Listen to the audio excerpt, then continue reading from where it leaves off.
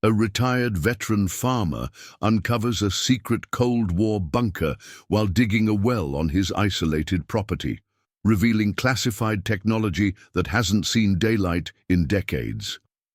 When government officials suddenly appear at his doorstep with a $20 million offer for his silence and land, he faces an impossible choice between life-changing wealth and exposing the truth about what lies beneath his soil.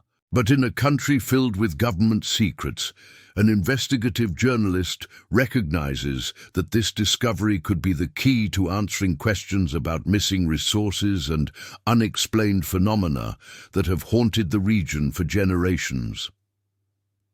This is a story about courage in the face of powerful interests, and how sometimes the most valuable discoveries aren't treasures of gold or silver, but hidden truths that can reshape our understanding of history. Before we dive deeper, tell us where you're tuning in from in the comments below. And if this story resonates with you, make sure you're subscribed, because tomorrow I've saved something special just for you. The autumn sun cast long shadows across Jackson Miller's drought-parched fields as he maneuvered the aging excavator deeper into the earth. At 58, the former Army Ranger's weathered face bore the lines of both military service and 20 years of farming the unforgiving soil of western Nebraska. 3 years of diminishing rainfall had pushed his modest operation to the brink, making this new well not just an improvement, but a necessity for survival. "Come on, old girl," Jackson muttered to the excavator, a second-hand purchase that consumed repair funds faster than it dug holes. The hydraulics groaned in protest as he guided the bucket downward for another bite of earth. His farmhand Miguel Sanchez stood at the edge of the growing depression, tracking the depth with practiced eyes. "That's nearly 30 feet, boss," Miguel called over the diesel engine's rumble. "Should be hitting the aquifer soon, according to the geological survey." Jackson nodded, without taking his eyes off the task. His farm, inherited from his father, who had purchased it after returning from Vietnam, represented everything he had left in the world. After losing his wife Claire to cancer 5 years ago and watching his 2 grown children establish lives in distant cities, the 600 acres of struggling cropland was both his burden and his purpose. The excavator's bucket scraped against something that wasn't earth, a metallic clang that reverberated through the machine's frame and into Jackson's bones. He immediately killed the engine, the sudden silence amplifying the sound of meadowlarks in the distance. "Hit rock?" Miguel asked, approaching the edge. "Doesn't sound like any rock I've ever hit," Jackson replied, climbing down from the cab with a slight wince as his left knee, a souvenir from a parachute landing gone wrong in his Ranger days, protested the movement. He grabbed a shovel from his pickup and carefully descended into the excavation. The late afternoon sun cast enough light into the hole for Jackson to see what the excavator had struck. Not bedrock, but what appeared to be a flat metal surface. Now gouged by the bucket's teeth, he knelt, ignoring his knee's complaints, and scraped away loose soil with gloved hands. "What the hell?" he muttered, uncovering what looked like a seam in the metal, the unmistakable outline of a hatch. Miguel slid down into the hole beside him. "That's not natural," he said unnecessarily, helping Jackson clear more dirt from around the mysterious object. An hour of careful digging revealed the full extent of their discovery. A massive circular metal hatch, easily 12 feet in diameter, with faded stenciling bearing the words "United States Government" and "Authorized Personnel Only," surrounded by faded nuclear symbols. A sophisticated-looking locking mechanism dominated the center, showing no signs of rust despite its apparent age. "Cold War bunker," Jackson said with certainty, memories of his father's stories about the nuclear tensions of the 1960s surfacing. "Dad always said this area had strategic importance because of the missile silos scattered throughout the region, but I never imagined—" "Should we try to open it?" Miguel asked, excitement overriding caution. Jackson hesitated. Military training, and instincts warring with curiosity. Let me make a call first. Back at the farmhouse, a modest two-story structure that had seen better days, Jackson flipped through his father's old address book until he found what he was looking for. Despite the late hour, he dialed the number, surprising himself with how clearly he remembered the voice that answered. "Colonel Barnes, this is Jackson Miller, George Miller's son." "Yes, sir, it's been a long time. I've found something on my property that I think you should see." The next morning brought the arrival of a dusty jeep carrying retired Colonel Frank Barnes, now in his 70s, but still carrying himself with military bearing. The older man had served with Jackson's father and had been something of a mentor to Jackson during his own service years. "Good to see you, son," Barnes said, embracing Jackson with surprising strength. "Though I suspect this isn't a social call after all these decades." Jackson led Barnes to the excavation site, which he had covered with tarps overnight, and asked Miguel to guard from a discreet distance. The colonel's expression remained impassive as Jackson pulled back the covering, but his sharply indrawn breath betrayed his surprise. "I'll be damned," Barnes murmured, carefully climbing down to inspect the hatch. "Whiskey Sierra." "What's that?" Jackson asked, following him down.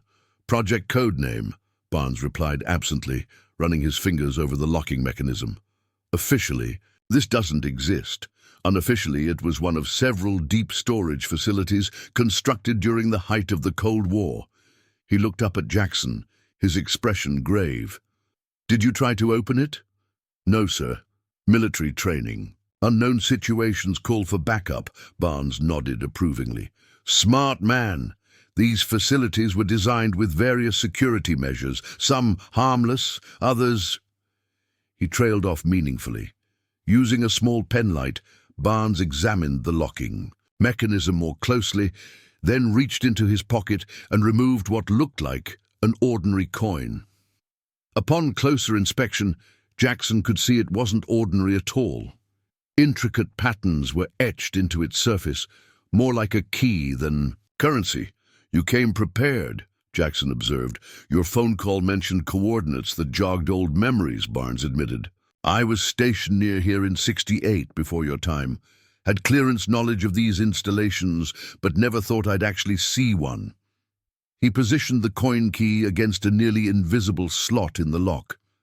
"Stand back."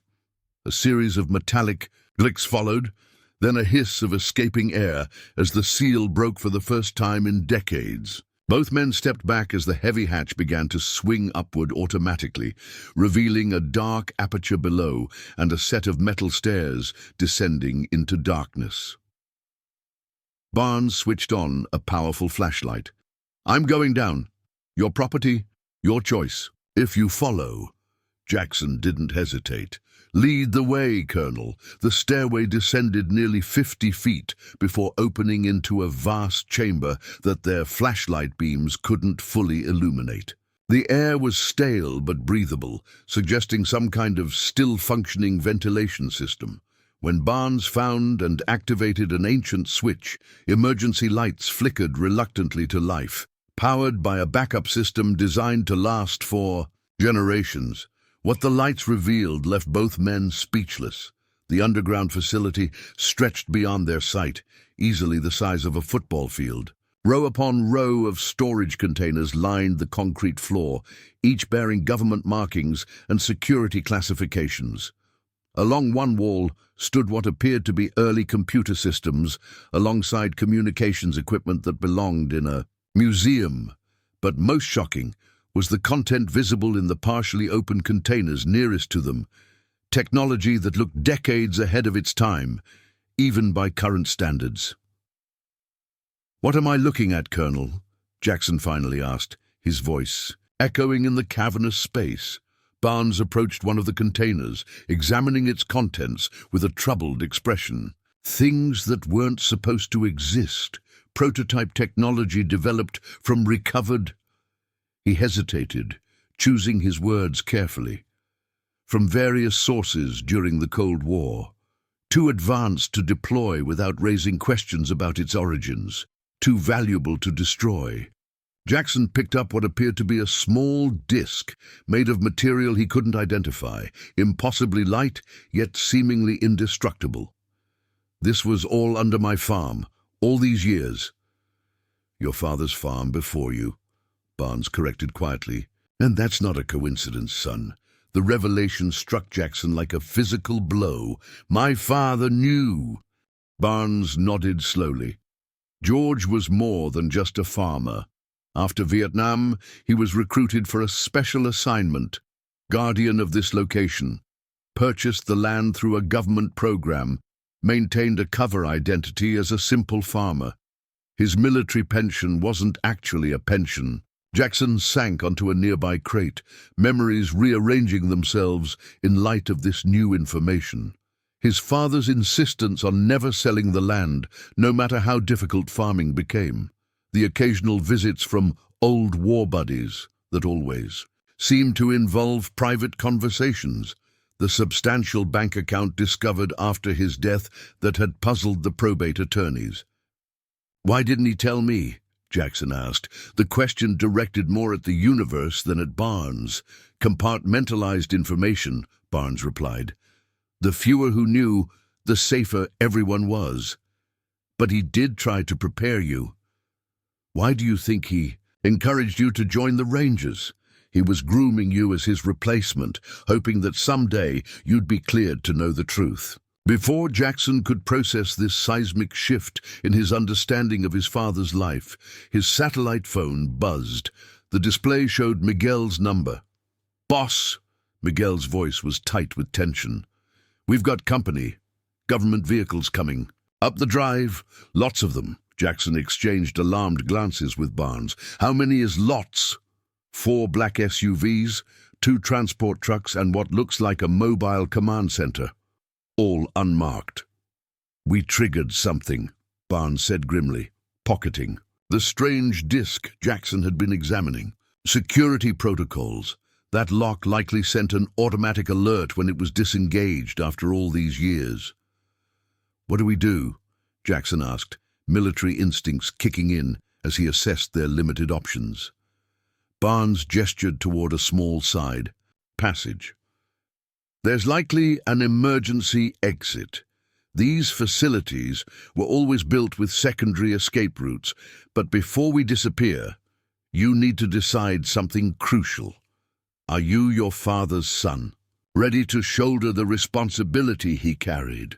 The question hung between them as the sound of vehicle doors slamming echoed down from above.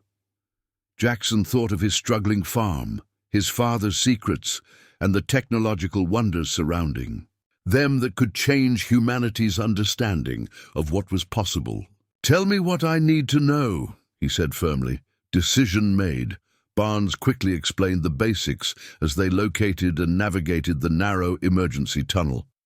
The facility contained technology recovered from various sources, including, Barnes strongly implied, without explicitly stating, non-terrestrial origins. During the height of the Cold War, both superpowers had recovered and reverse-engineered such technology, keeping these advances secret from the public and even from most military personnel. The Nebraska location was one of 7 such storage facilities scattered across the country, containing the most sensitive and advanced prototypes. "Your father protected these secrets for nearly 40 years, Barnes concluded, as they emerged from a hidden exit, camouflaged as an abandoned storm cellar a quarter-mile from the main excavation site. "The question now is whether you'll continue that legacy or expose everything." From their hidden vantage point, they could see the government team had already secured the main bunker entrance. Men in unmarked tactical gear had established a perimeter, while others in hazmat suits descended into the opening. A distinguished-looking man in a tailored suit supervised operations from beside the lead SUV.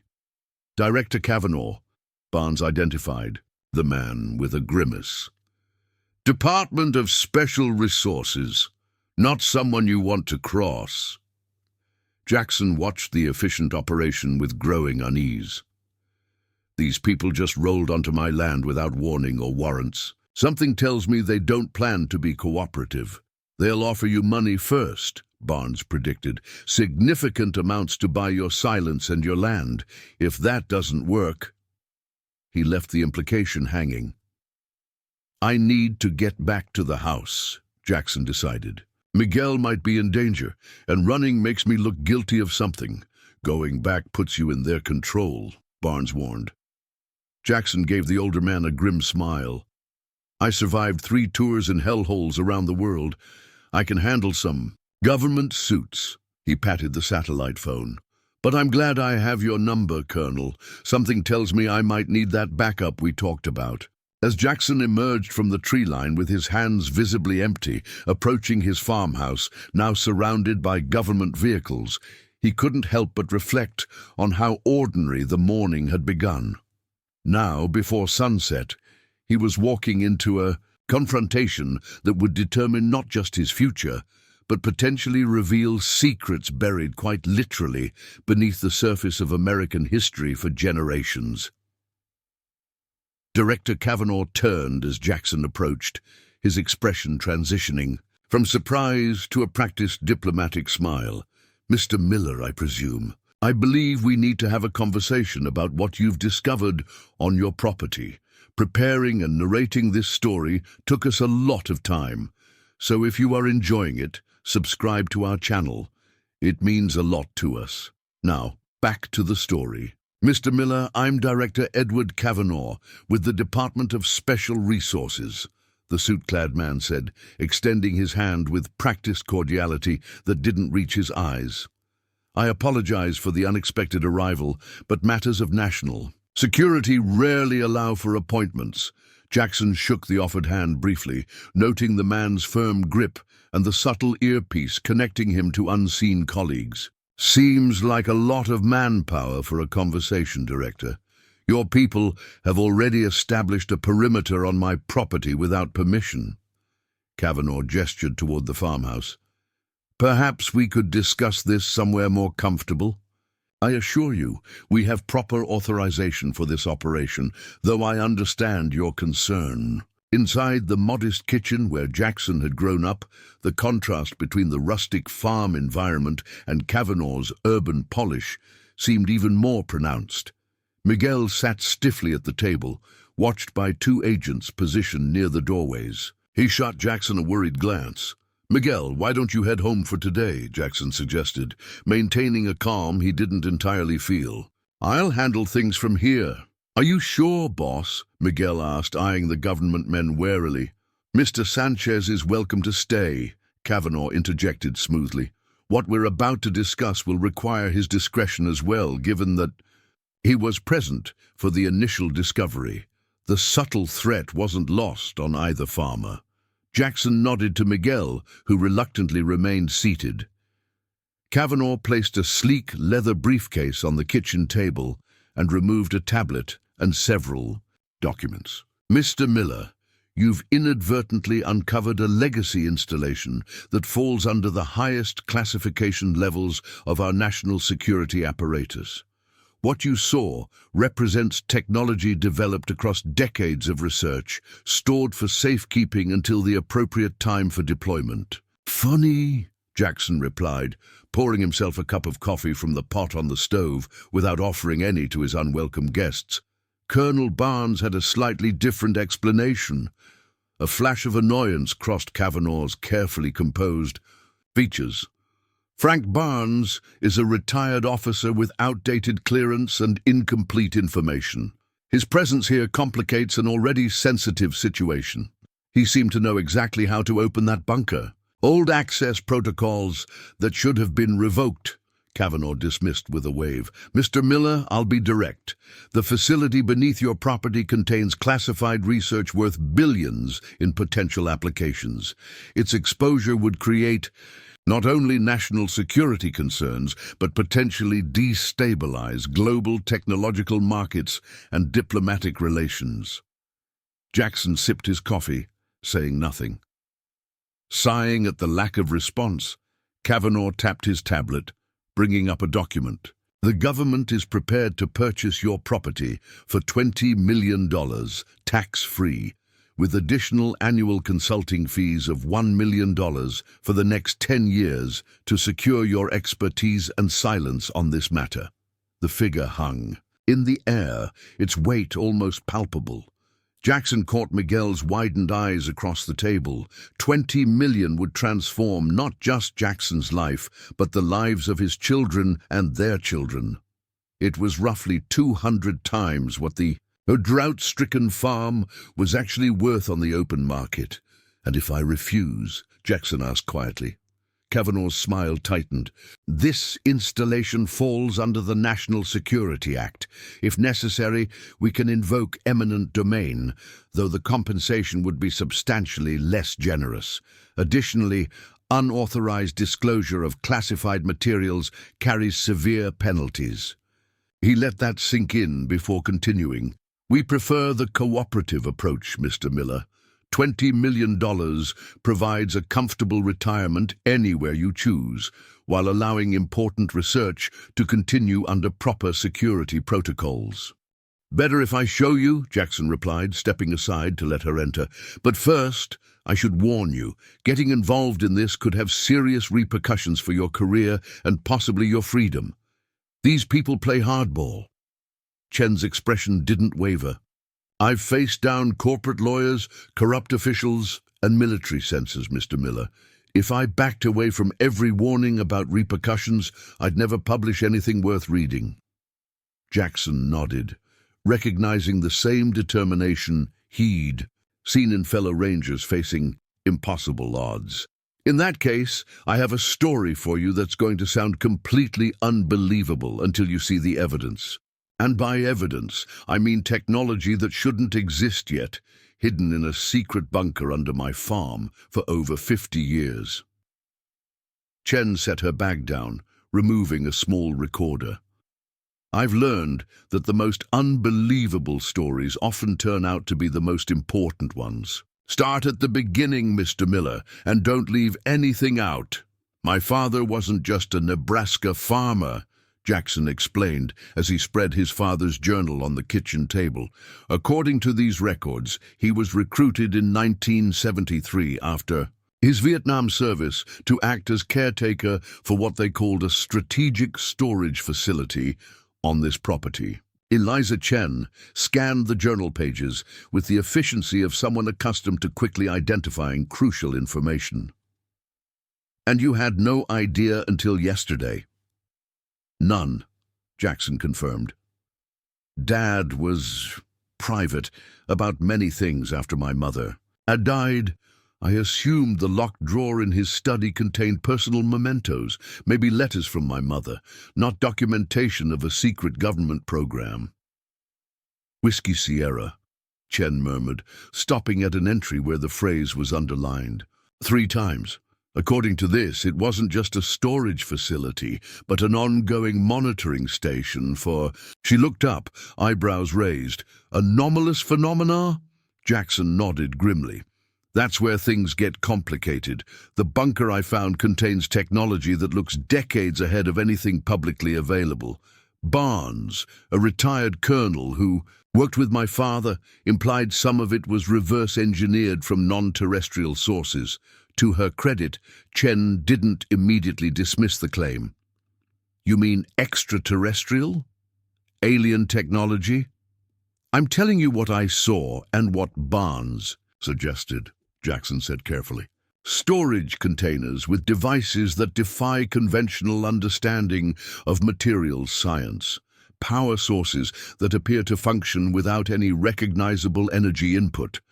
And according to my father's journal, periodic visitations that the government monitored but never acknowledged. Chen set down her pen. Mr. Miller, these are extraordinary claims that would require extraordinary evidence, Jackson finished, which is 60 feet beneath us in a bunker currently guarded by government agents who've offered me $25 million to walk away and keep quiet. That caught Chen's full attention. 25 million. They put that figure in writing. Kavanaugh, the director who made the offer, was careful to frame it as payment for the property and consulting services. Technically legal, but effectively a massive bribe for silence. Jackson closed the journal. I need to show you the bunker entrance. Seeing it might help you understand why I'm taking this risk. Chen gathered her materials, eyes bright with the focus of a journalist sensing a career-defining story. Lead the way. Navigating around the government surveillance proved more challenging than Jackson had anticipated. Two agents maintained positions near the main bunker entrance, while others patrolled the perimeter in regular intervals. Jackson led Chen through a series of outbuildings and equipment sheds, using his intimate knowledge of the property to avoid detection. There, he whispered, pointing from their concealed position behind a defunct grain silo. That's the excavation where I found the entrance. Those men are from Kavanaugh's team. Chen used a small pair of binoculars to study the scene. They've established a portable command center, she noted. Military-grade communications equipment, but no official insignia or markings. The Department of Special Resources isn't listed in any government directory I've ever accessed. Black budget, Jackson suggested. Barnes mentioned the program operated outside conventional oversight since the 1950s. Chen lowered the binoculars.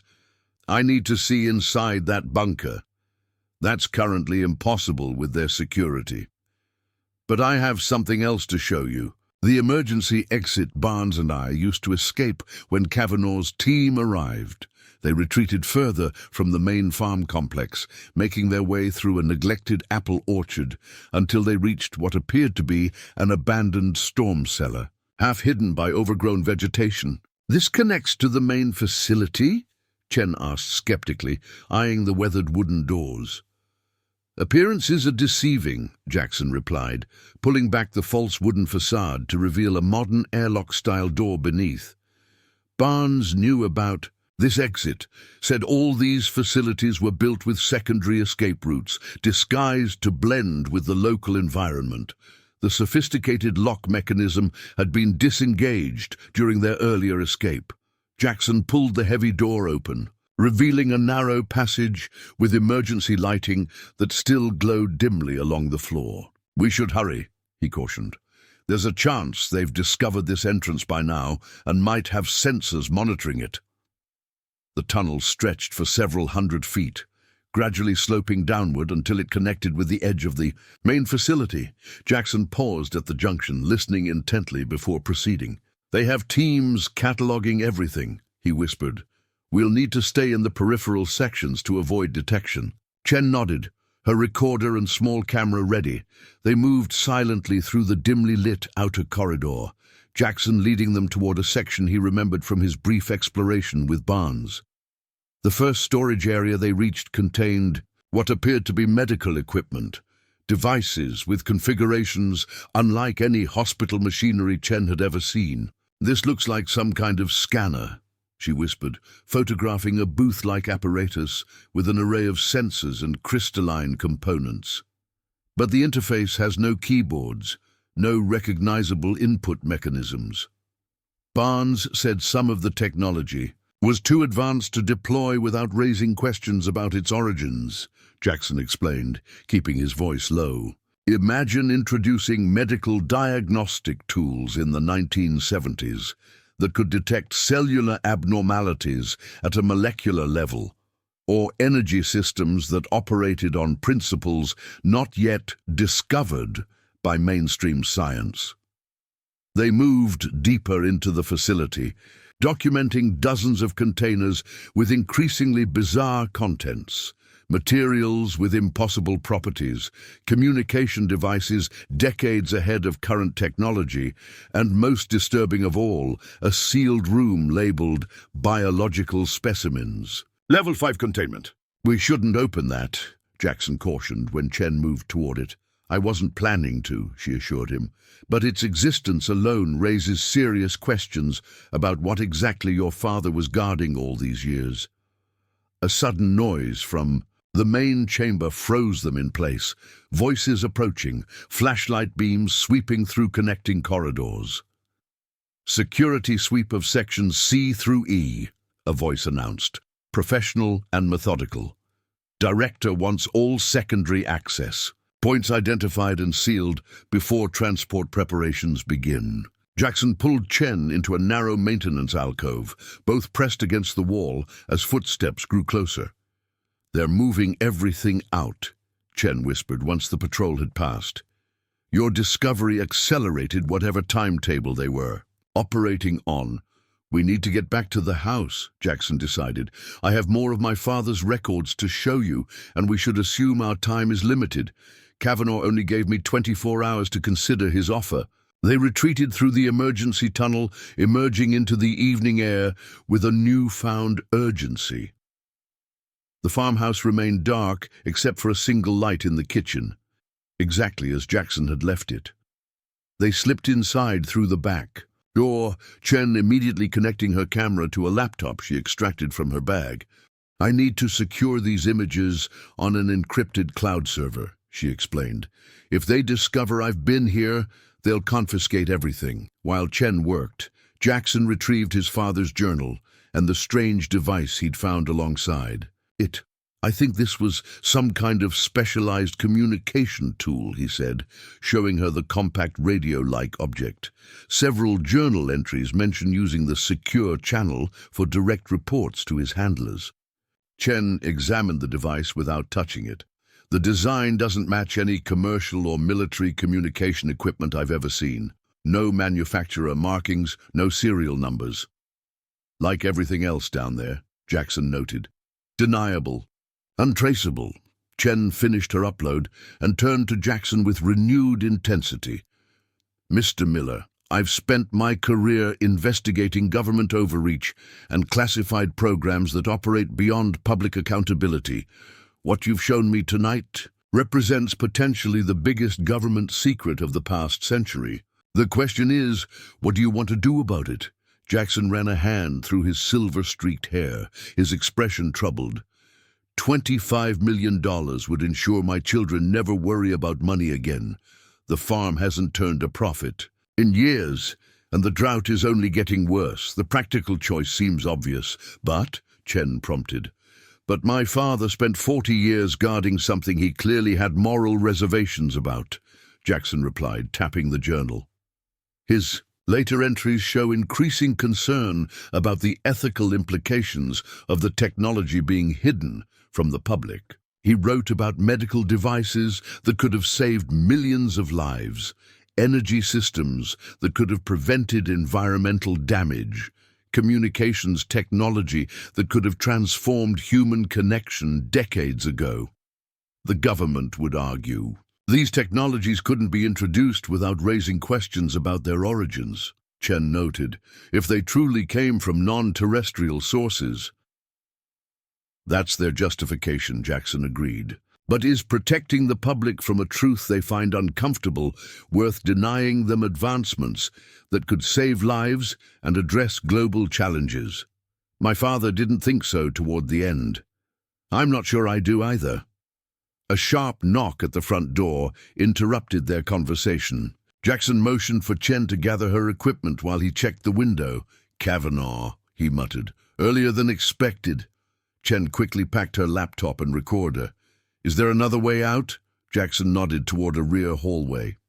"Cellar. A door leads to a storm drain that runs to the creek beyond the property line. My truck keys are on the hook by the back door. Take it and go. I'll deal with Kavanaugh." "What about you?" Chen asked, clearly torn between journalistic duty and concern for her source. "I'm not decided yet," Jackson admitted. "But either way, those images need to reach the public if something happens to me. The truth needs a chance, even if it's uncomfortable." As Chen slipped away through the back of the house, Jackson composed himself and opened the front door. Director. Kavanaugh stood on the porch flanked by two agents, his expression suggesting this was not a social visit. "Mr. Miller," Kavanaugh began without preamble, "our security systems detected unauthorized access to the facility approximately 40 minutes ago. Care to explain?" Jackson maintained a neutral expression. "I've been reviewing my father's papers all evening, Director. Perhaps your systems are malfunctioning after 50 years underground," Kavanaugh's gaze hardened. "Where is Eliza Chen, Mr. Miller? Our surveillance identified her vehicle entering your property earlier this evening." The revelation that they knew Chen by name confirmed Jackson's suspicions about the government's monitoring capabilities. "Ms. Chen is an old family friend," Jackson replied evenly. "She stopped by to discuss my father's estate matters, since she happens to be in the area on another story. Attorney-client matters. She's a journalist, not an attorney," Kavanaugh corrected sharply. "One with a particular interest in classified government operations. Her presence here represents a serious breach of the non-disclosure agreement you signed." Jackson crossed his arms. "The NDA covered discussing the bunker with outside parties. I haven't disclosed anything about your environmental testing operation." Kavanaugh's composure slipped momentarily, frustration evident in the tightening of his jaw. "We've been more than generous, Mr. Miller. $25 million is life-changing money for a failing farm operation. Why risk everything by involving a journalist known for anti-government exposés?" "Maybe because I want to understand exactly what my father was protecting all these years," Jackson countered. "Your sanitized explanation doesn't match what I saw in that bunker or what my father documented in his private journals." At the mention of journals, Kavanaugh's attention sharpened visibly. "Your father maintained unauthorized records?" "George Miller was meticulous about documentation," Jackson replied, allowing himself a small smile. "Decades of observations, incident reports, and personal reflections on his role in Project Whiskey Sierra. Fascinating reading." A calculating look crossed Kavanaugh's face as he reassessed the situation. "Those records would be classified by default and remain government property. I'll need to secure them immediately." "Funny thing about classified materials," Jackson said conversationally. "They make excellent insurance policies. The journals are in a secure location, with instructions for distribution to multiple media outlets if anything happens to me or if certain conditions aren't met." The standoff lingered, tension building in the confined space of the farmhouse entryway. Finally, Kavanaugh signaled to his agents, who stepped back toward their vehicle. "I see George's flair for contingency planning extends to his son," Kavanaugh observed coldly. "Our offer stands until noon tomorrow, Mr. Miller. After that, we proceed with alternate measures that will be considerably less pleasant for all involved. Consider carefully what's truly at stake." After Kavanaugh's departure, Jackson retrieved his father's journal from its hiding place beneath a loose floorboard in the pantry, not where Chen had seen him place it earlier. Old military habits of misdirection and security consciousness had served him well. He sank into his father's armchair, the weight of the decision before him settling heavily on his shoulders. The farm's financial struggles had been the central focus of his life for years. $25 million would solve those problems instantly, providing security not just for himself, but for generations of Millers to come. Yet the evidence in his hands and beneath his land suggested a larger, moral question that transcended personal gain. If his father's journals were accurate, the government had concealed technological advances that could have transformed human medicine, energy production, and communications for decades, all to maintain secrecy around the sources of that technology. Yushke's satellite phone in his pocket buzzed with an incoming message from Chen. "Reached secure location. Material uploaded to multiple secure servers with deadman switches. What's your next move?" Jackson's weathered fingers hovered over the keypad as he contemplated his response. The parallels to his father's life hung heavily in his thoughts. Another Miller faced with choosing between comfortable security and uncomfortable truth. The government's resources seemed limitless, their reach extending into every aspect of modern life. Standing against such power rarely ended well for the individual. Yet something in his father's final journal entries resonated deeply with the values that had guided Jackson's own life through military service and the struggles of farming. I've spent decades believing I was protecting my country by guarding these secrets. Now I wonder if I've been complicit in denying humanity its rightful future. The advances locked away could save millions of lives, end energy scarcity, and connect people across boundaries of language and culture. Is national security truly served by keeping such gifts hidden? Or have we allowed fear to justify the hoarding of hope? Jackson typed his reply to Chen with newfound resolve. Proceed with publication, all of it. I'll meet you at the location we discussed tomorrow. Midnight. As he pressed send, Jackson felt both the weight and liberation of a momentous choice. Whatever tomorrow brought, government retaliation, public skepticism, personal cost, he had chosen the path his father had contemplated but never found the courage to walk.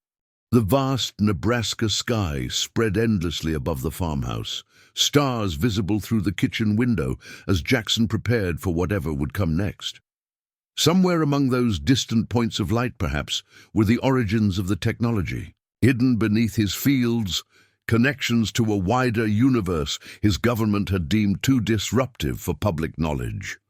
Beyond the farm's boundaries, Eliza Chen worked through the night in a motel room 50 miles away, crafting the story that would challenge decades of secrecy and potentially reshape humanity's understanding of its place in the cosmos.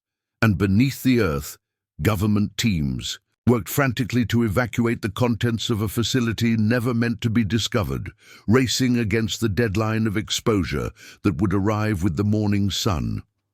Dawn painted the eastern sky in pale gold and rose as Jackson loaded the last essential items into his weathered pickup truck. The government surveillance team remained at the main excavation site, apparently unaware of his preparations for departure.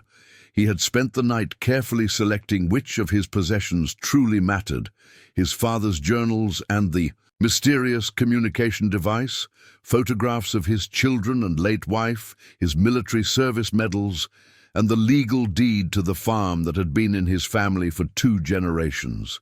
The rest, furniture, appliances, the accumulated artifacts of a lifetime, would remain behind.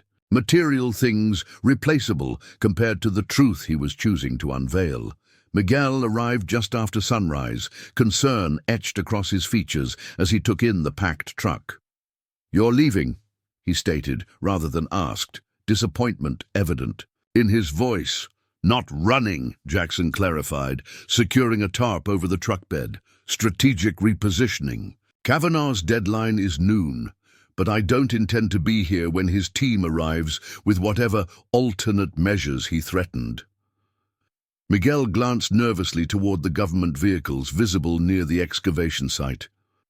"What about the money? 25 million, boss. That kind of wealth would come with a price I'm not willing to pay," Jackson finished, placing a hand on his longtime employee's shoulder. "Listen carefully, Miguel. I've transferred ownership of the farm's equipment to your name, the tractors, combines, irrigation systems. Whatever happens to the land itself, those are yours now. Papers are filed with county records as of yesterday." Miguel's eyes widened. "But why? I don't understand." "Because after today I'll either be a fugitive or a public figure targeted by very powerful interests," Jackson explained calmly. "Either way, I won't be farming this land again. You've been loyal for 15 years. The equipment gives you options. Sell it, start your own operation, whatever you choose." Emotion tightened Miguel's features as the implications sank in. "What have you done, boss?" "What my father considered but never did," Jackson replied, checking his watch. "The truth about what's beneath this farm goes public at 9 a.m. Chen's exposé drops simultaneously across multiple platforms, traditional media, social channels, encrypted sites that can't be easily scrubbed." Miguel cursed softly in Spanish, crossing himself with practiced motion. "Those government people won't just accept that." "No, they won't," Jackson agreed grimly, "which is why I need to be elsewhere when the story breaks." Plausible deniability. As far as Kavanaugh knows, Chen could have broken into the bunker without my knowledge. and stolen my father's journals while I considered their offer. The explanation sounded hollow even to Jackson's ears, but operational. Security required maintaining at least the facade of deniability, however thin. Once the story broke, the government's focus would initially center on containment and damage control rather than retribution. "What should I tell them when they come looking for you?" Miguel asked, practical concerns overtaking shock. "The truth. That I packed some belongings and left before dawn. You assumed I was considering their offer somewhere private." Jackson checked his satellite phone. Still no response from Chen since her midnight confirmation that the story was ready for release. "It's better if you know nothing more." They shook hands with the solemn understanding that this might be their final meeting. Miguel had become more than an employee over the years, a friend, a confidant, and now the inheritor of Jackson's livelihood. "Whatever's down there," Miguel said as Jackson climbed into the truck, "must be truly important for you to give up everything." Jackson started the engine before responding. "Not giving up, Miguel. Choosing something more valuable than money or security. My father understood that toward the end, but never acted on it. I won't make the same mistake." The truck rolled down the gravel driveway, dust billowing behind it as Jackson Miller left behind the only home he'd known since returning from military service. In the rearview mirror, the farmhouse grew smaller, a white clapboard rectangle against the vast Nebraska landscape, unremarkable except for the secrets it had guarded for half a century.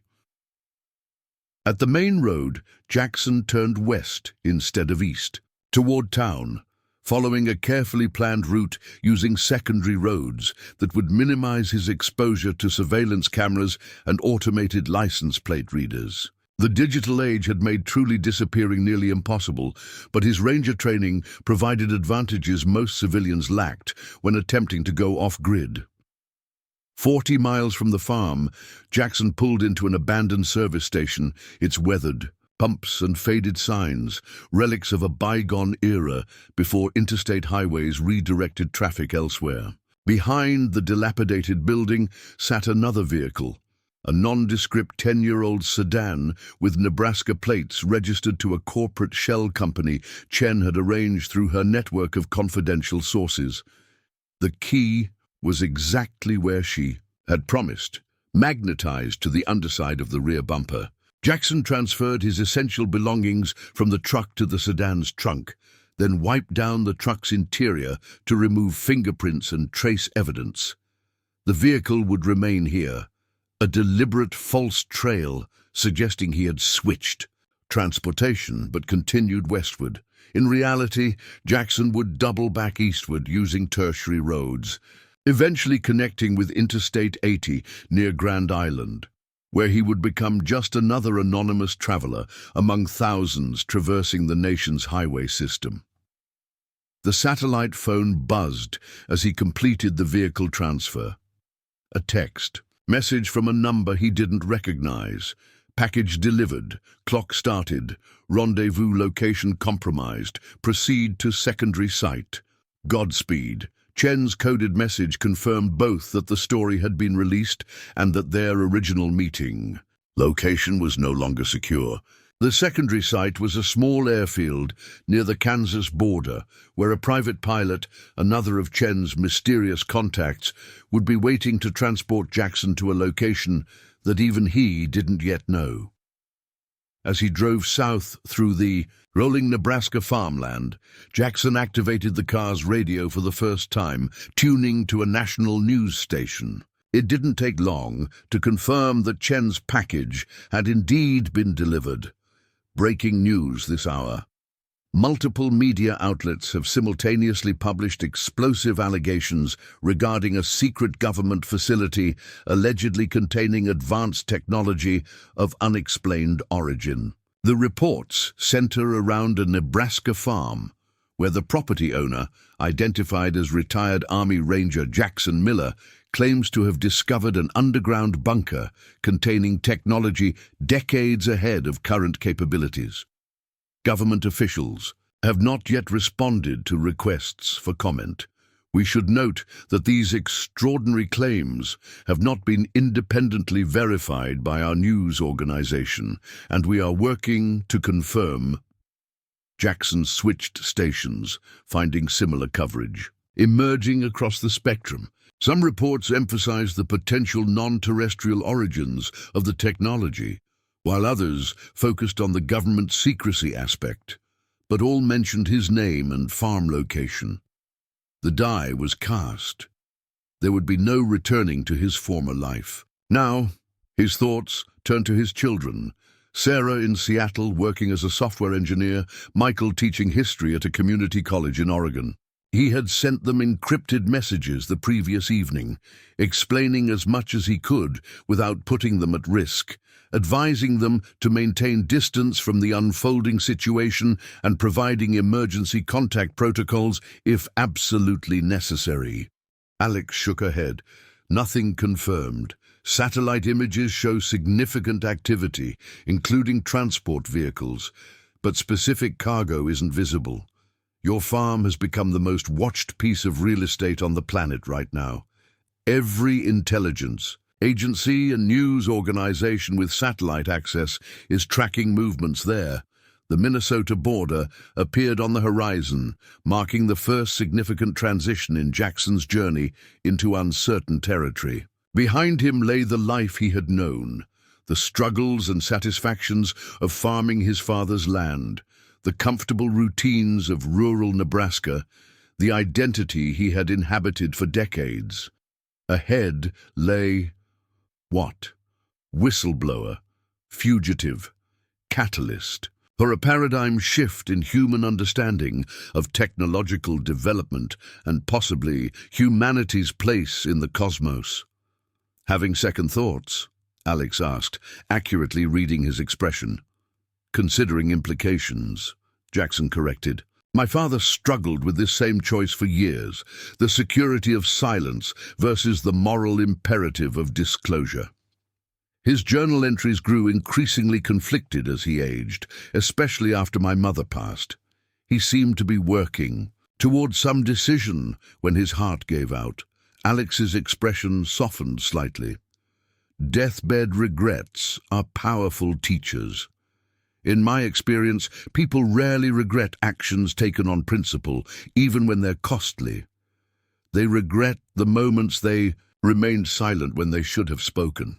The observation carried the weight of personal experience, reminding Jackson that his pilot had lived with her own silence regarding her husband's fate for decades longer than he had faced his current dilemma. As they flew deeper into Minnesota airspace, a new message appeared on the secure tablet, a video call request from Chen. Jackson accepted, and her face appeared visibly tired but animated with the energy of a journalist in the midst of a career-defining story. Miller, she greeted him, background noise suggesting she was in a busy newsroom. You're airborne. Good. Situation's evolving rapidly. Director Kavanaugh held an impromptu press conference 20 minutes ago, claiming your father suffered from paranoid delusions and fabricated the journals as part of an elaborate conspiracy theory. Jackson had expected character assassination attempts, but found himself surprised by the specific approach. Bold strategy considering the physical evidence of the bunker itself. They're claiming it was a legitimate storage facility for conventional, classified technology that your father embellished in his writings, Chen explained. Relatively smart approach. Acknowledge the physical evidence that can't be denied while undermining the more extraordinary implications. My father maintained those journals for 40 years, with consistent handwriting, paper stock, and ink compositions verified by experts, Jackson pointed out. Hardly the work of a delusional mind. Which is why their narrative is already collapsing, Chen confirmed with professional satisfaction. But that's not why I'm calling. 2 developments you need to know immediately. First, your children have been approached by government representatives offering protective custody due to alleged threats against your family. Jackson's hand tightened on the tablet. Sarah and Michael? Are they safe? They declined the offer. and implemented the contingency measures you arranged. Both are currently secure with legal representation present. The approaches were recorded and have been added to our evidence documentation. Relief tempered Jackson's surge of anger. His contingency planning had included retaining a prominent civil liberties law firm with instructions to immediately represent his children if contacted by authorities. The firm's high public profile provided a layer of protection against the more aggressive tactics Kavanaugh might otherwise employ. "And the second development?" he asked. Chen's expression grew more serious. Multiple independent scientific experts have reviewed the limited technical data visible in the facility photographs. 3 separate quantum computing specialists have identified components that theoretically shouldn't be possible with current material science. A propulsion engineer formerly with NASA has gone on record stating one device appears to utilize principles his team had only theorized as potentially viable in the 2040s. The technical confirmations would shift the story from potential conspiracy theory to documented technological anomaly, exactly the evidence-based approach Jackson had hoped for when partnering with Chen. "Where do we go from here?" he asked, aware that strategic next steps would determine whether the revelation maintained momentum or faded into the background noise of modern media cycles. "I've arranged for you to meet with a select group of independent, scientific experts who can properly document and analyze your father's complete journals," Chen replied. "Their credentials are impeccable and cross-disciplinary, which will prevent dismissal as fringe figures. Meanwhile, public pressure is building for a congressional investigation into Project Whiskey Sierra and potential related programs." Alex tapped Jackson's shoulder, pointing to something on her pilot's display. "We need to end transmission. Multiple radar signatures converging on our position. Could be coincidence, but I don't believe in those anymore." Chen nodded briskly. "Understood. Next communication through the alternate channel only. Stay safe, Miller. What you've done matters, regardless of what happens next." The transmission ended, leaving Jackson to contemplate her parting words as Alex guided the aircraft lower, seeking cloud cover to mask their approach to a new destination that even Jackson didn't yet know. The next waypoint in a journey that had transformed a drought-stricken Nebraska farmer into the focal point of a global revelation with implications beyond his initial comprehension. Whatever personal cost awaited him in the coming days and weeks, he had accomplished what his father had only contemplated, breaking the decades-long silence surrounding technology that could transform human destiny. The truth, long buried beneath ordinary farmland, had finally emerged into the light. The small seaplane skimmed across the surface of a remote Minnesota lake, water spraying from its pontoons as Alex expertly guided it toward a weathered dock, extending from a shoreline thick with pine and birch trees. The location, nearly 200 miles from their original destination, had been selected only after 3 course changes to ensure they weren't being tracked. "End of the line for air travel," Alex announced, cutting the engine as they drifted the final distance to the dock. "From here, you continue by land and eventually boat, less detectable than aircraft with today's satellite coverage." Jackson surveyed the isolated setting, a single cabin barely visible through the trees, no other human habitation in sight, and mountains rising in the distance. "Whose property?" "Better you don't know specifics," Alex replied, securing the plane to the dock. "Old friend from my husband's unit. Off-grid, generates own power, satellite internet connection through anonymized channels. You'll have 12 hours here before continuing to the final rendezvous point." A tall figure emerged from the tree line, male, 60s, with the unmistakable bearing of military training despite civilian clothing. He approached without speaking, inspecting both Alex and Jackson with evaluating eyes before offering a brief nod that apparently served as both greeting and approval. "Ray," Alex said by way of introduction. He doesn't talk much these days. Government experiments with sound-based weapons in the 90s damaged his vocal cords. Ray gestured toward a narrow path leading from the dock to the cabin, then turned and began walking without waiting to see if they followed. The unspoken message was clear. Standing in the open presented unnecessary risk. Inside the cabin, rustic appearance gave way to surprising sophistication.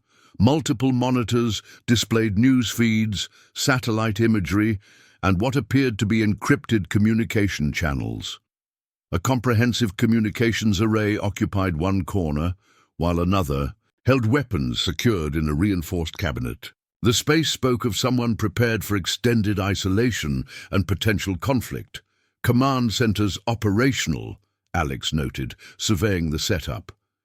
Ray's been monitoring chatter since the story broke. Your whistleblowing has created quite the firestorm. Ray activated one of the larger monitors, displaying a complex network diagram with hundreds of interconnected nodes. Some flashed red, others remained steady green, forming patterns that clearly held meaning to both Ray and Alex, but remained inscrutable to Jackson. Activity map, Alex explained, noting Jackson's confusion. Each node represents a known government or private security response team capable of high-level operations. Red indicates active deployment. Current pattern suggests at least 14 separate agencies or contractors mobilized within hours of your story breaking. The scale of response exceeded Jackson's expectations. He had anticipated government damage control, but the visualization suggested something more comprehensive. A multi-layered containment operation involving both official channels and what appeared to be private assets, activated through less transparent pathways. Both had responded with understandable confusion and concern, but neither had attempted to dissuade him. They knew their father well enough to recognize when his mind was set. The Miller stubbornness was a family trait that had served them all. In difficult times, at a rural gas station near the Nebraska-Kansas border, Jackson noticed the first concrete signs that the story had gained significant traction. Customers clustered around the checkout counter, watching breaking news on a small television. Outside, a man in a delivery truck sat transfixed by his phone, scrolling with increasing agitation.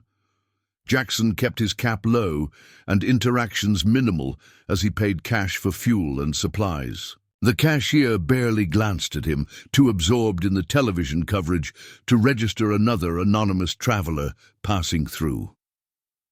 Back on the road, he switched the radio to a call-in show, curious about public reaction in these initial hours. The spectrum of responses proved both predictable and surprising.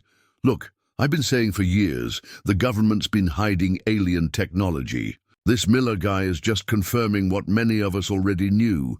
Clearly, a hoax designed to distract from the economic crisis. Convenient timing, isn't it? Whether it's alien or not doesn't matter. If they've been hiding medical technology that could have saved lives, that's criminal. My daughter died of cancer that might have been curable with what they're keeping secret. Miller is a traitor, exposing national security assets. He should be arrested immediately. The diversity of reactions highlighted the challenge Chen would face in maintaining focus on the documented evidence rather than sensationalized speculation. Jackson had insisted that her reporting emphasize the verifiable aspects, the bunker's existence, the advanced technology it contained, and his father's contemporaneous documentation spanning decades. The origin of the technology remained deliberately ambiguous in the initial reports, allowing readers to draw their own conclusions while maintaining journalistic credibility. Approaching the airfield, Jackson's satellite phone buzzed again with another message from Chen's anonymous number. Extreme caution advised, all channels active, multiple interested parties mobilizing. Our friend says Land of Lakes offers temporary sanctuary. The cryptic reference to the Land of Lakes suggested Minnesota as an interim destination, a state with thousands of lakes and extensive wilderness areas where temporary disappearance might be possible. More concerning was the mention of multiple interested parties. While government response was expected, Chen's message implied other entities had entered the equation. The airfield came into view as Jackson crested a small rise, a single runway with a handful of small buildings and hangars at one end. He pulled into the gravel parking area beside a rusted Quonset hut serving as the main office. A weathered Cessna sat near the runway's edge, its pilot leaning casually against the fuselage while checking something on a tablet. Jackson approached, cautiously, alert for any signs of threat or surveillance. "Nice day for flying," he offered, as the coded greeting Chen had provided. The pilot, a woman in her 50s with silver-streaked dark hair pulled into a practical ponytail, looked up with a measuring gaze. "Prettier up above the clouds." She responded with the correct countersign. "You're running late." "Complications," Jackson explained simply. She nodded once, requiring no further elaboration. "I'm Alex. We need to move quickly. Your story's gone viral in the last hour. Multiple agencies are mobilizing response teams." "How bad?" Alex gestured to her tablet, displaying a secure messaging system with multiple conversation threads. "FAA just issued an unusual flight restriction over your farm and surrounding 10 miles. State police have checkpoints on major highways leading from your property, and those are just the official responses I can track." "Unofficial?" Chatter suggests private contractors mobilizing, the kind governments use when they need deniability. Alex stowed her tablet in a weatherproof case. "Our flight plan lists 2 passengers traveling to Minneapolis for a fishing trip. We'll file an amended plan once airborne to redirect to a private strip in northern Minnesota. Paper trail ends." "There."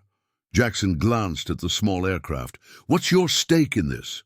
Jen mentioned you were a friend, but this goes beyond friendship." Alex's expression hardened slightly.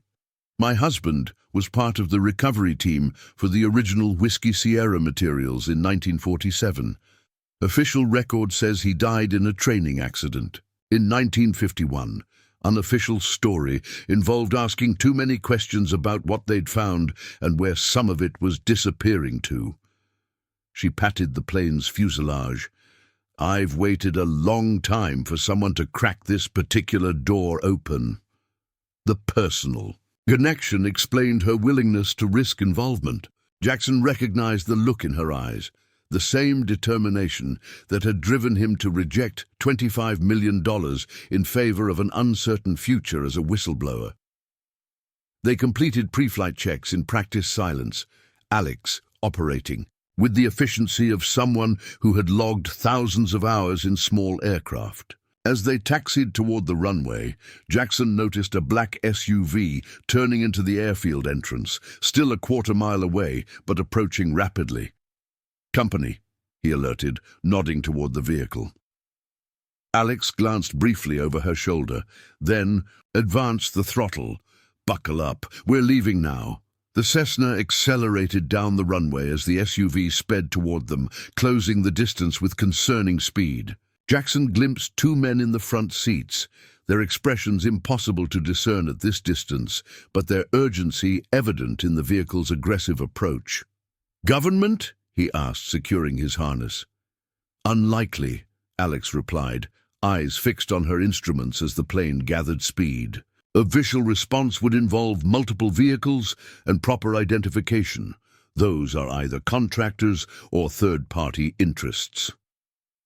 The aircraft lifted off just as the SUV reached the runway's edge. Through the side window, Jackson saw one man exit the vehicle, raising what appeared to be a camera with an unusually large lens to track their departure. "Not a gun," Alex noted, banking the plane eastward. "Probably a directed signal device to disable electronics. Military-grade tech not typically available to civilians." "Definitely not government then," Jackson concurred. "They'd have authorization to close the airspace officially rather than using jammers." The implications rippled through Jackson's understanding of the situation.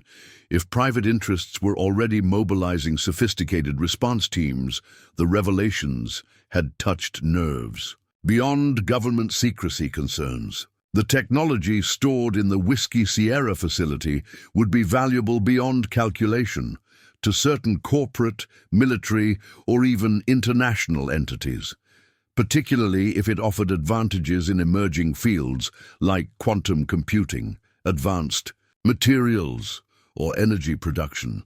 As the plane climbed to cruising altitude, the Nebraska landscape spreading out below like a patchwork quilt, Jackson found himself simultaneously exhilarated and sobered by the escalating stakes. The truth he'd chosen to release had set in motion forces beyond his initial calculation, creating ripples that would continue expanding long after his individual role concluded. Alex handed him a secure tablet similar to her own. Latest update. From your journalist friend. The stories dominating global news cycles. Government issued a predictable denial, but failed to explain the massive mobilization around your property. Satellite images showing the operation are circulating widely online. Jackson scanned the news aggregator, displaying headlines from around the world. Nebraska farmer exposes secret government technology bunker. Whistleblower reveals decades-long cover-up of advanced tech. Military mobilizes after alleged discovery of classified research facility. Stock markets tumble as tech companies face questions about secret government partnerships. White House announces press conference to address Nebraska situation alongside. These mainstream reports, social media platforms, were exploding with speculation, analysis of the limited published evidence, and rapidly forming conspiracy theories. The information ecosystem had evolved dramatically since previous government secrecy scandals, making traditional containment strategies increasingly ineffective. "Chen's smart," Alex commented, adjusting their course slightly. She established independent verification channels for key evidence before publishing. Multiple experts have authenticated your father's journals using handwriting analysis and paper dating. The photographs from inside the facility have been confirmed as unaltered by 3 separate forensic teams. The methodical approach aligned with what Jackson had observed of Chen's character during their brief but intense collaboration. Her professional reputation rested on meticulous verification rather than sensationalism, precisely why he had trusted her with the story. "Any word on what they're doing with the bunker contents?" Jackson asked. "They're treating this like a national security event, on par with a major terrorist attack," Jackson observed, studying the deployment patterns radiating from multiple headquarter locations. Ray nodded, pointing to clusters of activity concentrated in Nebraska and expanding outward along major transit corridors. He typed rapidly on a keyboard, bringing up internal communications intercepted from what appeared to be Homeland Security channels. Priority: Alpha. Locate and secure. Subject: Miller, Jackson T for protective custody. Subject: possesses. Classified. Material with significant national security implications. Non-lethal methods authorized. Repeat, non-lethal methods only. Subject visibility too high for standard containment protocols. Protective custody, Jackson noted with grim amusement. Creative terminology for indefinite detention without charges. Alex studied the communication. The non-lethal specification is actually significant. Suggests they're concerned about public perception and oversight. Your media strategy created enough visibility that they can't risk more permanent solutions. The clinical discussion of what essentially amounted to assassination protocols might have shocked Jackson in his previous life. Now it merely confirmed the stakes he had understood from the moment he decided to partner with Chen, rather than accept Kavanaugh's millions. "What's happening with the bunker itself?" he asked, focusing on the core issue beyond his personal situation. Ray opened another secure channel, displaying satellite imagery of Jackson's farm from just 2 hours earlier. The resolution was exceptional, showing dozens of vehicles surrounding the excavation site and what appeared to be loading operations, transferring container after container into unmarked trucks. Complete evacuation, Alex confirmed. They're removing everything that can be transported. Based on the equipment visible, they're likely preparing to collapse or seal the main facility once it's emptied. The systematic dismantling of evidence wasn't surprising, but Jackson felt an unexpected pang watching his family's land transformed into a hive of classified activity. The farm had represented generations of Miller history, his father's life, work, his own struggles and occasional triumphs against the unyielding demands of agriculture. Now, it would likely become either abandoned property or, more probably, seized through some legal mechanism that would erase his family's connection entirely. Ray typed another message on his keyboard rather than attempting speech. Journalist. Scheduled press conference 1800 hours. Claims additional evidence not yet released. Chen mentioned independent scientific verification, Jackson recalled. She must have made more progress than she indicated during our last communication. Smart tactical move, Alex noted.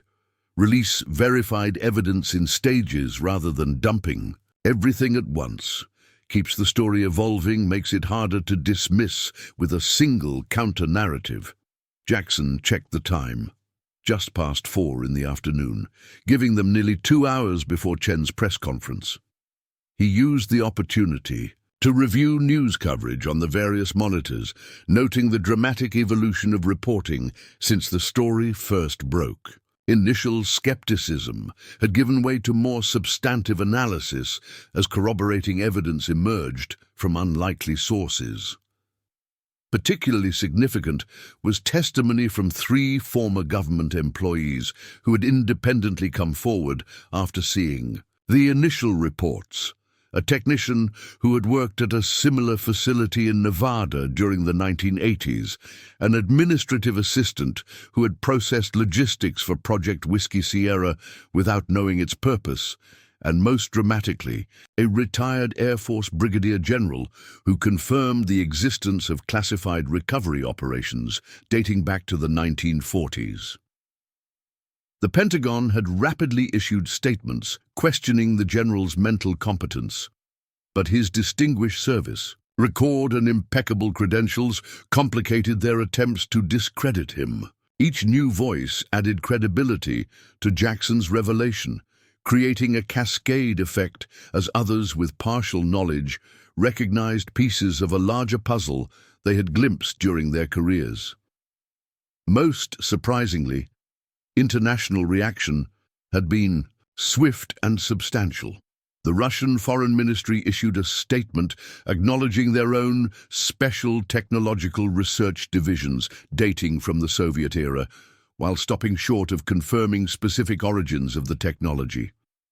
China's response was more measured, but notably failed to include the usual dismissals of Western conspiracy theories, instead calling for transparent scientific exchange regarding advanced technologies held by all major powers. Their positioning themselves, Alex observed, watching the diplomatic maneuvers with practiced eyes. If the existence of advanced non-conventional technology becomes impossible to deny, they want seats at the table rather than being excluded from whatever comes next. The rapid internationalization had clearly caught the American response team off guard. Director Kavanaugh had been scheduled for a major press conference but abruptly cancelled as State Department and defense officials reportedly clashed over containment strategy versus managed disclosure approaches. At precisely 6 p.m., all attention turned to Chen's press conference streaming live from an undisclosed location. The journalist appeared composed but serious, flanked by 3 individuals identified as independent scientific consultants, whose faces were digitally obscured for their protection. 24 hours ago, I published initial reports regarding the discovery of a classified government storage facility beneath a Nebraska farm, Chen began, without preamble. Since that time, the government has attempted to characterize former Army Ranger Jackson Miller and his late father, George Miller, as delusional conspiracy theorists, despite substantial physical evidence contradicting their narrative. She gestured to a display screen showing enhanced images from inside the bunker. Today, I'm releasing additional documentation and analysis from multiple scientific experts who have evaluated specific technological components visible in these images. Their credentials span quantum physics, material science, propulsion systems, and computational theory from institutions including MIT, Caltech, CERN, and NASA's Jet Propulsion Laboratory. The presentation that followed was methodical and devastating to official denials. Each expert, voice disguised but credentials verified through independent channels, identified specific technologies visible in the facility that operated on principles, either theoretical or impossible by current scientific understanding. A quantum computing specialist pointed to processor architectures that achieved quantum coherence without the extreme cooling systems considered essential in all existing systems. A material scientist identified structural elements with molecular arrangements that should be impossible to maintain in Earth's gravity and atmosphere. Most compelling was analysis of power systems visible in several images.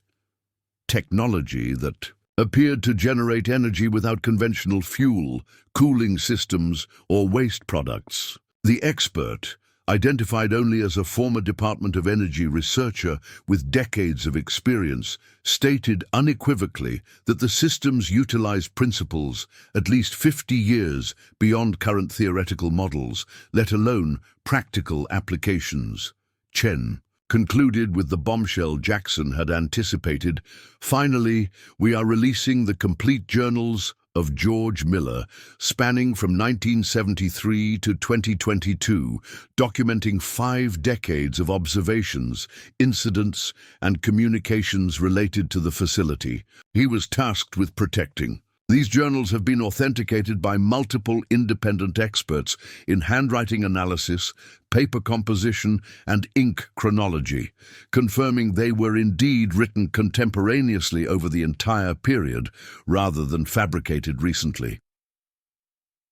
The journals would be the most difficult evidence for the government to discredit, containing thousands of pages of detailed observations recorded by a man with no scientific training, but a soldier's discipline for accurate documentation.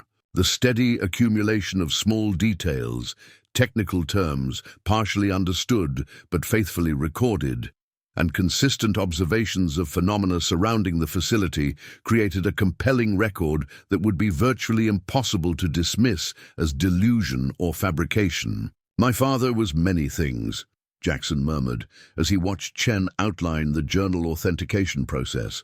"But he was never a man who embellished reality. If anything, he understated what he saw." As the press conference concluded, Ray's monitoring systems detected dramatic spikes in communication among the various response teams, tracking the unfolding situation. Emergency meetings were being convened at the highest levels of government, congressional leaders were demanding briefings, and most significantly, multiple foreign governments were issuing formal diplomatic requests for information sharing regarding advanced technological assets referenced in the emerging evidence. "Containment failing," Alex observed with evident satisfaction. They relied on established playbooks for managing disclosure events, discredit the source, minimize the evidence, create plausible alternative explanations. But those tactics were developed for pre-internet scenarios with limited witnesses and documentation. Ray typed another message. Presidential address announced 2100 hours, the highest level response possible. The president himself would address the nation regarding revelations that had emerged less than 36 hours earlier. The speed alone conveyed The gravity with which the administration viewed the situation, they're shifting to managed disclosure, Alex predicted. When denial becomes untenable, control the narrative by acknowledging portions of the truth while framing it in terms of national security and technological advantage. Jackson considered the implications as he processed everything that had transpired since discovering the bunker entrance. The question now becomes how much they'll acknowledge versus how much they'll continue to conceal. Ray's fingers moved. Across the keyboard again, Miller presence at scientific evaluation, crucial for credibility.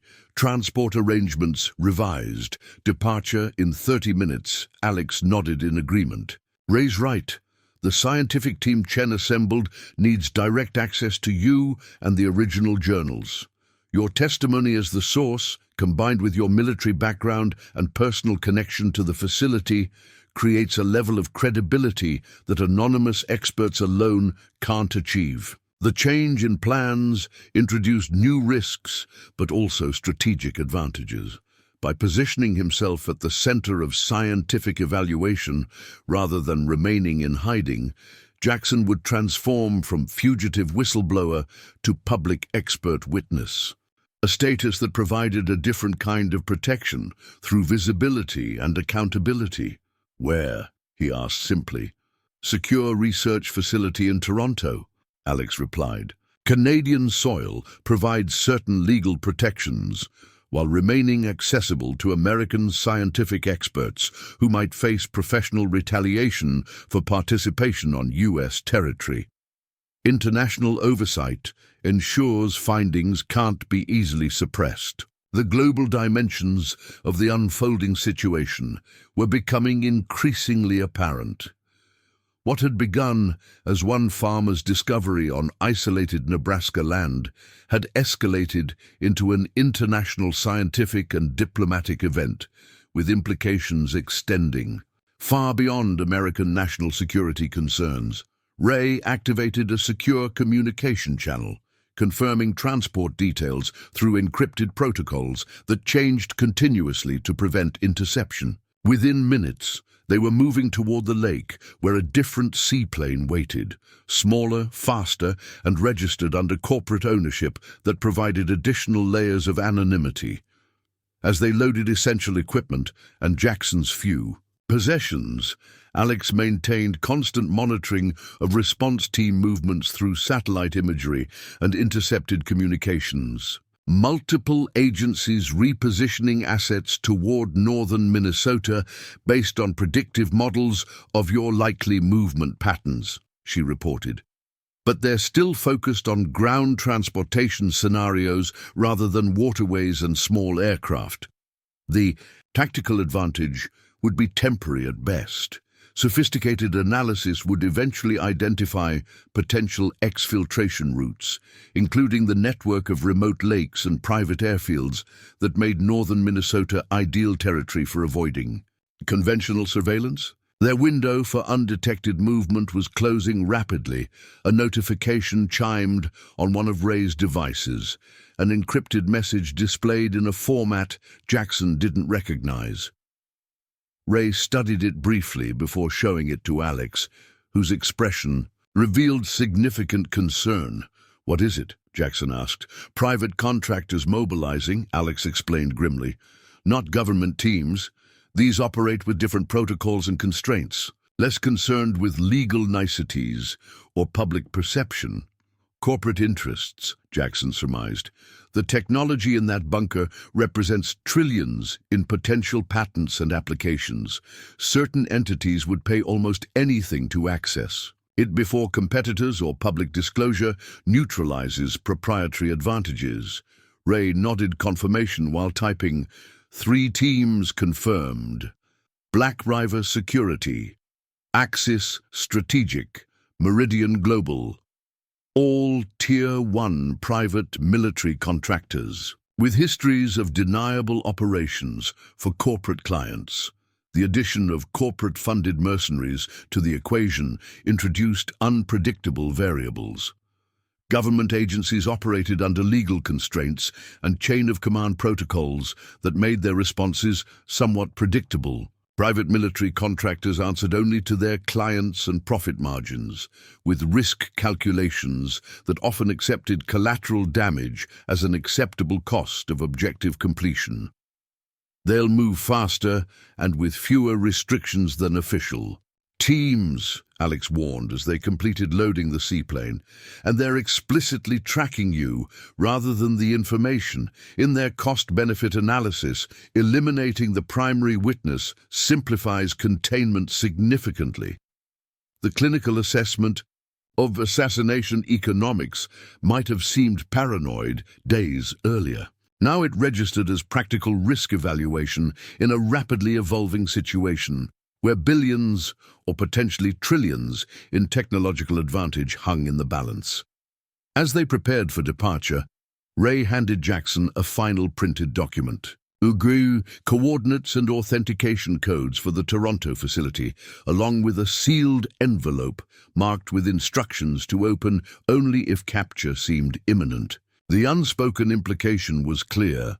The envelope contained information too sensitive to risk falling into the wrong hands while Jackson remained at large.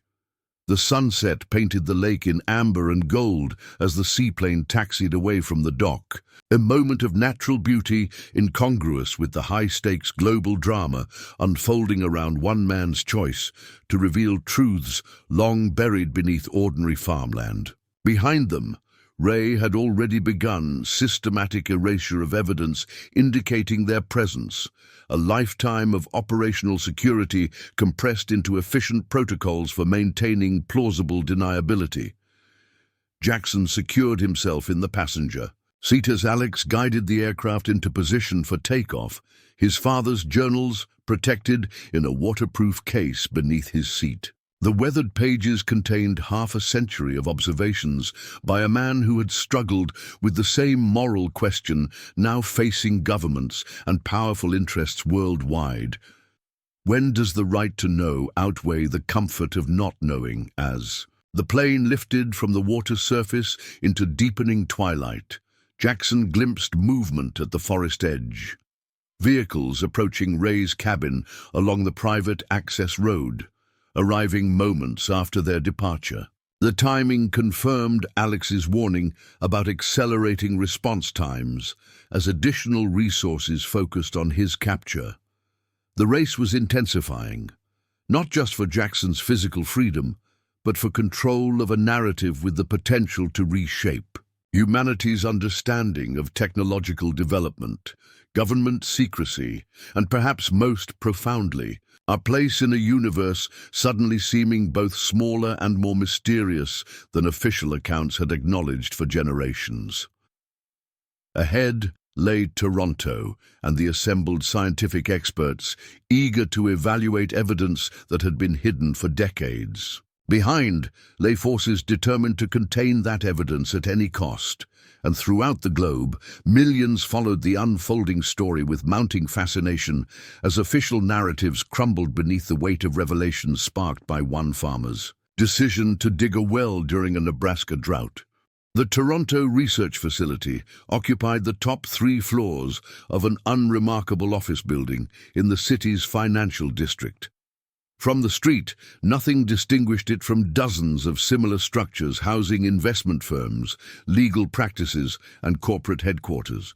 This deliberate anonymity had served the privately funded scientific consortium well over its 15-year history, investigating phenomena that mainstream institutions avoided due to reputational concerns. Jackson entered through a loading dock at precisely 4:30 a.m., escorted by 2 security personnel who had met the seaplane at a private airstrip outside the city. The final leg of the journey had required 3 vehicle changes and a circuitous route designed to identify potential surveillance, protocols that would have seemed excessive days earlier but now registered as necessary precautions.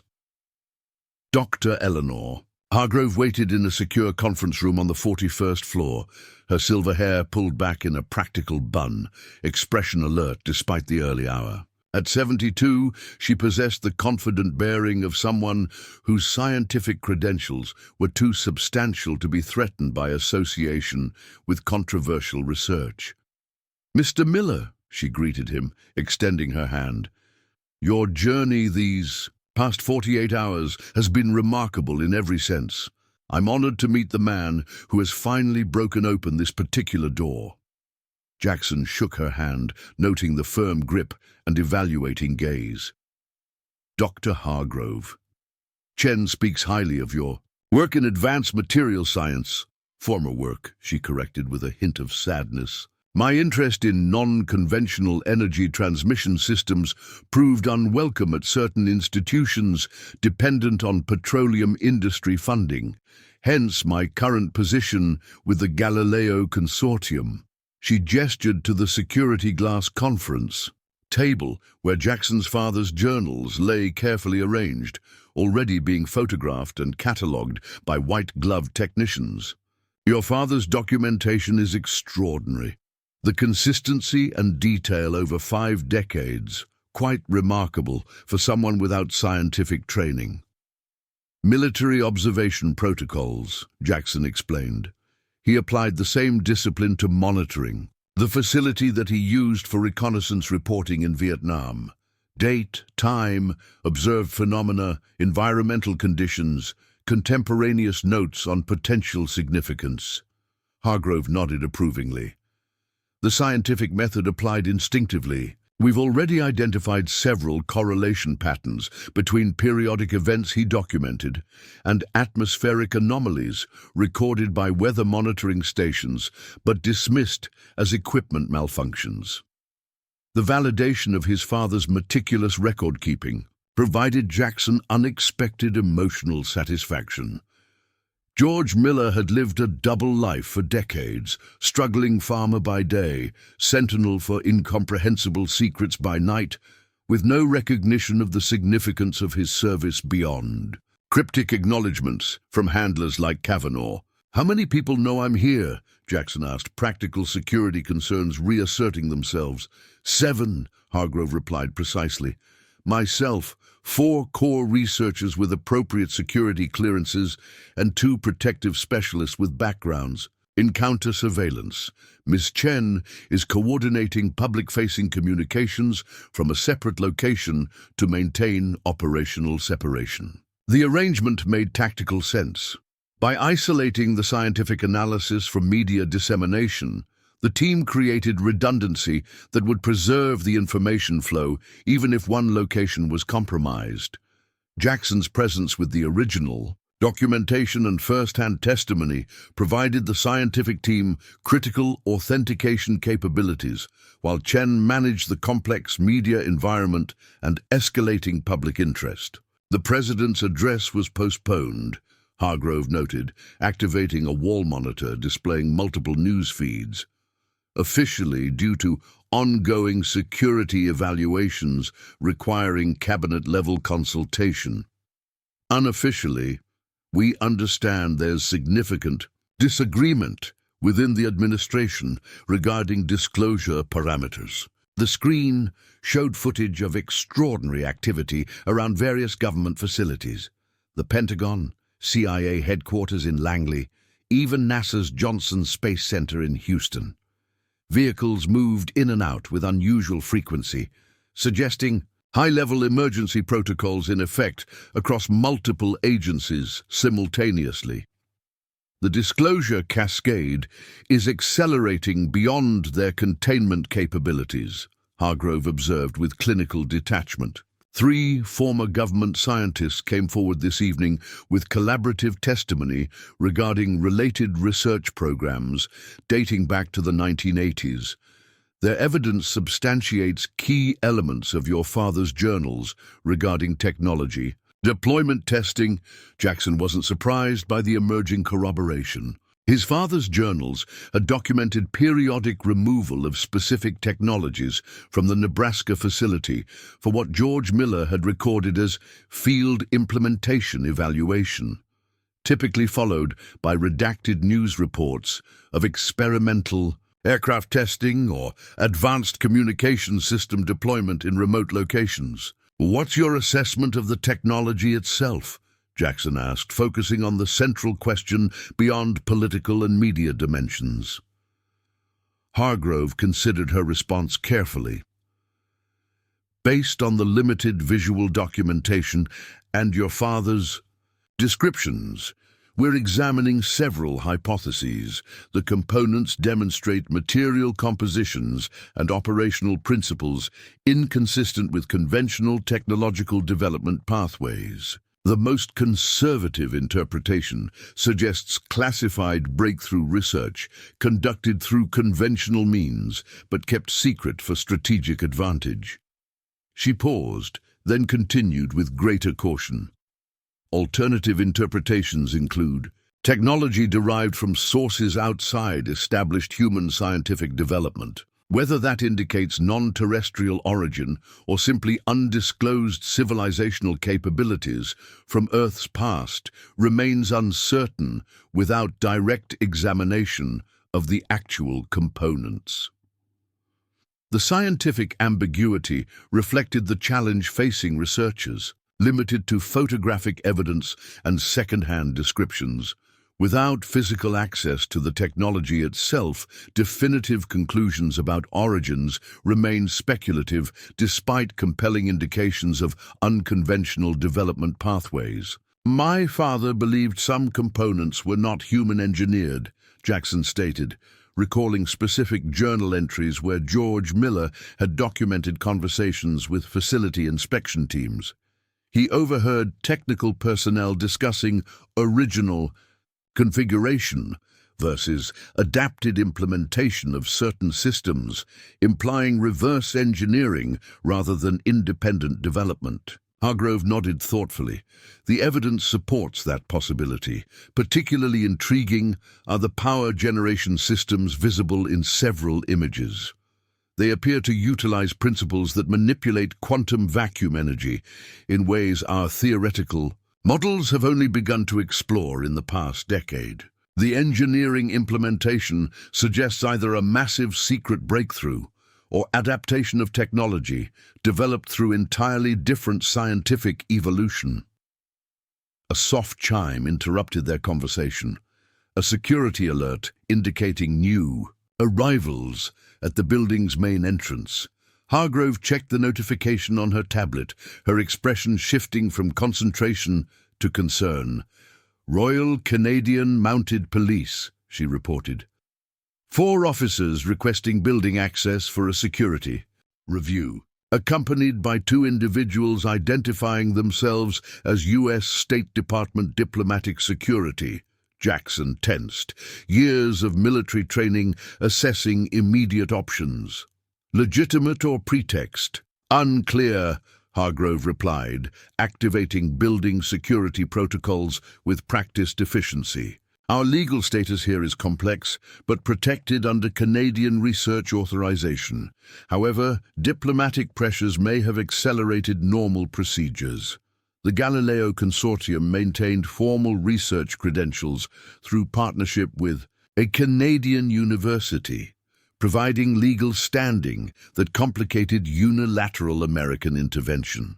However, the unprecedented nature of the current situation made standard jurisdictional protections uncertain at best. We have contingency measures, Hargrove assured him, leading Jackson toward a secure inner room as security personnel moved to intercept the new arrivals. The facility was designed with parallel research protection protocols after previous incidents of corporate espionage targeting our quantum encryption work. The inner sanctum operated on an independent power system with dedicated communication channels isolated from the building's main infrastructure. Multiple screens displayed security feeds showing the RCMP officers now in discussion with the consortium's legal representative in the main lobby, 20 floors below. The conversation appeared professional but insistent, with one of the American representatives repeatedly gesturing toward upper floors. They're requesting facility-wide inspection based on security concerns regarding an unauthorized foreign national allegedly present in the building, Hargrove explained, monitoring the audio feed.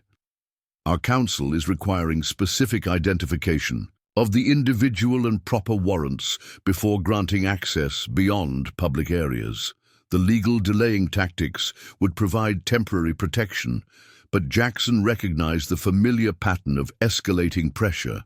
Multiple agencies would coordinate approaches from different angles, legal, diplomatic, and potentially covert, until they achieved their objective. "How long can your counsel reasonably delay them?" he asked. "Procedure requires at least 2 hours for proper warrant verification through appropriate channels," Hargrove replied. "Potentially longer if our university partners invoke academic research protections. But eventually, they'll gain access." Jackson weighed options with battlefield calculation. "I should relocate. My presence here compromises your organization and the scientific documentation process." Hargrove shook her head firmly. "Separation from the original documents and primary witness would significantly undermine verification protocols. We have alternative measures available." She activated a secure communication channel, Protocol Amber, authorization Hargrove 7 Delta 9. Within minutes, the research team had initiated a comprehensive digital capture operation, multiple high-resolution scanning systems documenting every page of George Miller's journals simultaneously, while separate teams conducted recorded interviews with Jackson regarding specific entries and observations. The accelerated process sacrificed methodical analysis for speed, prioritizing raw data capture over immediate interpretation. "Distributed redundancy," Hargrove explained as technicians worked with practiced efficiency. "The information becomes impossible to contain once it exists in multiple independent repositories with predetermined publication triggers." The approach reflected lessons learned from previous whistleblowing cases, where centralized evidence had proven vulnerable to seizure or suppression. By creating multiple parallel documentation streams flowing to separate secure locations, the consortium ensured that the evidence would persist regardless of what happened to the original materials or witnesses. As the digital capture proceeded, Jackson maintained situational awareness through security feeds, showing the ongoing negotiation in the lobby. The discussion had escalated to include phone consultations with higher authorities on both Canadian and American sides, suggesting the diplomatic dimension was intensifying beyond routine procedures. A new alert drew their attention. Building. Security detecting multiple individuals approaching service entrances in what appeared to be coordinated positioning. The tactical pattern suggested professional training, raising immediate concerns about potential breach protocols being implemented while legal discussions continued as distraction. "Not standard law enforcement procedure," Jackson noted. "Military instincts recognizing the signature of specialized operations. Multiple points of simultaneous approach suggests extraction team rather than investigative personnel." Hargrove accessed additional security layers, revealing thermal imaging of the building's exterior that confirmed Jackson's assessment. 8 individuals had established positions covering all potential exits, their disciplined spacing and communication. Patterns indicating professional coordination far beyond standard police procedure. "We have approximately 20 minutes before they execute whatever entry plan they're establishing," Jackson estimated, studying their deployment pattern. "The digital capture operation?" 17 minutes to completion, Hargrove reported after consulting with her technical team. "We're prioritizing your father's later journals, where technological descriptions become more detailed and comprehensive." The timing created a narrow operational window requiring precise execution. Jackson found himself automatically reverting to Ranger mission protocols, assessing variables, identifying critical path requirements, and developing contingency measures for likely complications. The information matters more than any individual, including me, he stated pragmatically. If necessary, I can provide a diversionary exit that draws attention while the digital files are transmitted. Hargrove regarded him with respect, but shook her head. Unnecessary martyrdom advances no scientific purpose, Mr. Miller. We have established protocols for exactly this scenario, developed during previous corporate attempts to suppress research that threatened established market positions. She activated another secured communication channel, Contingency Galileo Active Authentication Sequence 7-2 Zeta Prime. A new set of security feeds revealed activity on the building's roof, what appeared to be maintenance personnel preparing, helicopter landing protocols with practiced efficiency that suggested rehearsed emergency procedures rather than improvised response. The consortium maintains contingency extraction capabilities for high-value research under threat of suppression, Hargrove explained. Your father's documentation qualifies under our highest protection protocols as potentially transformative. Scientific evidence. The comprehensive preparation impressed Jackson, who had underestimated the sophisticated infrastructure supporting what appeared on the surface to be an academic research organization. The Galileo Consortium clearly operated, with security protocols rivaling government agencies, suggesting previous experience with high-stakes information protection. We faced similar situations with breakthrough energy research, threatening trillion-dollar industries, Hargrove noted, accurately reading his expression. Science that challenges established power structures attracts proportional suppression. Efforts. We've evolved accordingly. As the digital capture operation reached completion, security alerts indicated the external team had initiated building access through a service entrance, bypassing the ongoing legal discussion in the main lobby. Their movement pattern confirmed professional tactical training, systematic, coordinated advance, maintaining communication discipline and environmental awareness throughout their approach. Non-standard equipment detected, reported a security. Specialist monitoring sensor feeds, signal jammers, and what appears to be detention gear rather than standard law enforcement tools. The observation confirmed Jackson's suspicion that the team represented extraction specialists rather than legitimate law enforcement, likely operating under classification protocols that provided legal cover for what essentially amounted to rendition operations on foreign soil. Transmission complete, announced the lead technician overseeing the digital capture. All journal contents and supporting documentation distributed to 17 secure repositories across 6 countries. Automatic publication protocols active with 24-hour deadman switch unless countermanded by authorized personnel. Hargrove nodded approval as her team began immediate shutdown procedures, removing all evidence of specific research activities while preserving the appearance of general scientific operations. The systematic protocol suggested previous experience, with rapid evacuation under pressure. Mr. Miller, please accompany Dr. Kapoor to the roof access, Hargrove directed, gesturing toward a distinguished Indian physicist who had been documenting specific technological references in the journals. The helicopter will transport both of you to a secondary research facility where analysis can continue without interruption. And the original journals? Jackson asked, unwilling to abandon his father's decades of meticulous documentation. Secured and will follow separately through diplomatic channels, Hargrove assured him. The Swedish attaché has agreed to transport them as protected scientific materials under international research exchange protocols. The layered contingency planning demonstrated why Chen had selected the Galileo Consortium as partners in this unprecedented disclosure process. Their established protocols for protecting controversial research from powerful interests had evolved through years of confrontation with entities willing to suppress scientific truth for financial or political advantage. As Jackson followed Dr. Kapoor through a secure stairwell toward the roof access, he monitored the tactical situation through updates relayed to their secure tablets. The extraction team had reached the 38th floor and was proceeding methodically upward, likely unaware that their targets were evacuating via an entirely different route.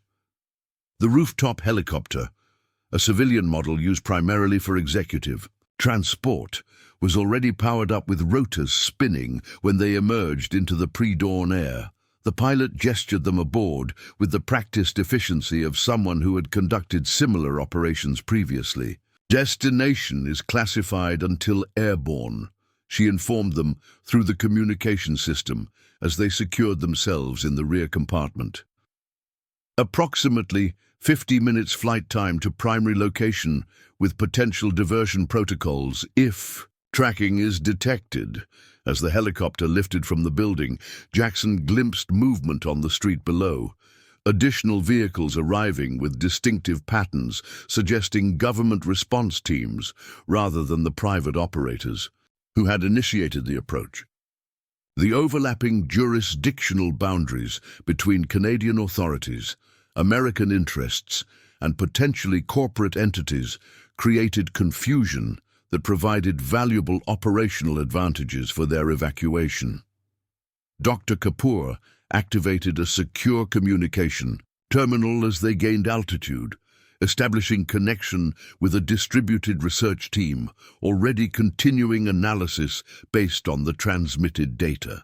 "Remarkable concordance between your father's observations and separately documented phenomena," he informed Jackson. "Genuine scientific excitement overwhelming security concerns, particularly regarding periodic energy fluctuations," he recorded, "between 1987 and 1994, which aligned precisely with unexplained atmospheric anomalies detected by 3 independent research stations, but dismissed as equipment malfunction. The validation of George Miller's observations from multiple independent sources created scientific corroboration that would be difficult for skeptics to dismiss.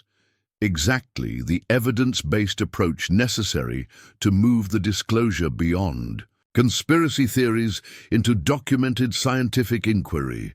As Toronto's skyline receded behind them, the helicopter banked northward toward what appeared to be remote Canadian wilderness. Jackson found himself in the unfamiliar position of passenger rather than operational director, a necessary role shift given his limited understanding of the scientific dimensions now driving events he had initiated. His military career and subsequent farming life had prepared him for physical challenges, tactical threats, and practical problem-solving. The current situation had evolved beyond those parameters into complex scientific, geopolitical, and potentially philosophical dimensions requiring different expertise.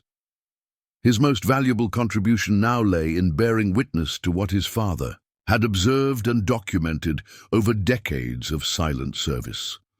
The sky lightened with approaching dawn as they flew over increasingly remote terrain, lakes and forests stretching to the horizon with minimal evidence of human presence. The pilot maintained communication discipline, sharing information only on a need-to-know basis that reflected professional security protocols rather than unnecessary secrecy. Dr. Kapoor continued analyzing transmitted data on his secure tablet, occasionally sharing observations that connected George Miller's documentation with established scientific anomalies that had previously lacked contextual explanation. "Your father documented 7 major retrieval operations between 1979 and 2015, he noted with particular interest. Each correlates with unexplained atmospheric phenomena recorded by weather monitoring systems and subsequently classified by various agencies. The pattern suggests recurring interactions rather than isolated incidents. The observation aligned with journal entries where George Miller had recorded conversations overheard during high-security inspections, references to contact protocols and exchange parameters that had never been fully explained to the facility's caretaker, but suggested ongoing interaction rather than mere storage of previously recovered materials. As the helicopter approached what appeared to be a remote research station built on the shore of a substantial lake, Jackson's satellite phone vibrated with an incoming message, the first communication from Chen since their Toronto arrival. The timing suggested she had been monitoring their situation through her own intelligence channels. The message was characteristically direct. Presidential address rescheduled for noon today. Sources indicate significant shift in disclosure parameters. After Chinese and Russian simultaneous announcements regarding their own advanced technology programs. Scientific consensus building around non-conventional development pathways. Your testimony increasingly critical to shaping accurate narrative. Secure connection available when you reach destination. The international dimension had accelerated beyond initial projections, creating a disclosure cascade that even the most powerful government agencies couldn't contain through traditional means. What had begun as one farmer's discovery was evolving into potential paradigm shift in humanity's understanding of technological development and perhaps its place in a much larger context. As the helicopter descended toward the research facility, Jackson found himself reflecting on his father's final journal entry, written just days before his death. After 50 years guarding these secrets, I've come to question the wisdom of concealment. The technology hidden beneath this ordinary farm could transform human existence in ways beyond calculation. Clean energy, advanced medicine, transportation systems that would eliminate fossil fuel dependence, and communication possibilities that might bridge divisions between peoples. The justification for secrecy, preventing panic or protecting strategic advantage, seems increasingly hollow against the suffering that could be alleviated. Perhaps the truth, however disruptive initially, serves humanity better than comfortable falsehoods that preserve existing power structures at the expense of human advancement. I lack the courage or position to make this choice myself, but hope someone eventually will.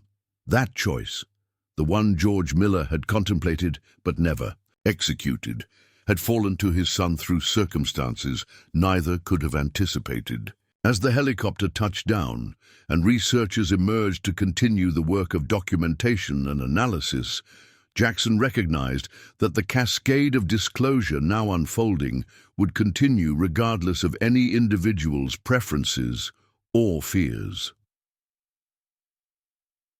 Truth, so long buried beneath unremarkable Nebraska soil, had finally emerged into the light of scientific scrutiny and public awareness. Whatever came next, whether enlightenment or upheaval, would unfold not through one man's decision, but through humanity's collective response to possibilities that had been hidden for generations beneath the surface of accepted reality.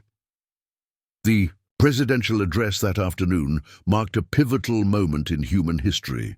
Faced with irrefutable evidence and simultaneous disclosures from other world powers, the president acknowledged the existence of recovered non-conventional technology that had been secretly studied for decades. Though carefully worded, the admission confirmed what Jackson Miller had risked everything to reveal. 3 months later, Jackson sat on the porch of a small cabin overlooking a Minnesota lake, watching the sunset paint the water in shades of amber and gold. His children had joined him in this temporary sanctuary while international scientific teams continued analyzing the evidence he had brought forward. The world was different now. Initial market turbulence had stabilized as corporations and governments adjusted to the new reality. Research teams were already adapting the previously classified technology for public benefit, medical applications that promised to eliminate diseases once thought incurable, energy systems that could end dependence on fossil fuels, and materials with properties that would transform everything from construction to space exploration. Jackson's satellite phone chimed with a message from Chen. First official research paper on quantum vacuum energy extraction published today with full acknowledgement of your father's documentation. The Miller Protocol is now part of scientific terminology. He smiled, knowing his father would have been both embarrassed and deeply proud that his meticulous record-keeping had become foundational to emerging scientific understanding. The journey that began with a drought and the desperate need for a new well had transformed not just Jackson's life, but potentially the course of human development. The truth, once revealed, could never be buried again. This story reminds us that sometimes the most significant discoveries come from unexpected places and ordinary people willing to make extraordinary choices. If you found this journey as fascinating as we did, please subscribe to our channel for more incredible true stories that challenge our understanding of the world. Your support allows us to continue bringing these remarkable narratives to light. Until next time, remember that the truth, however hidden, eventually finds its way to the surface.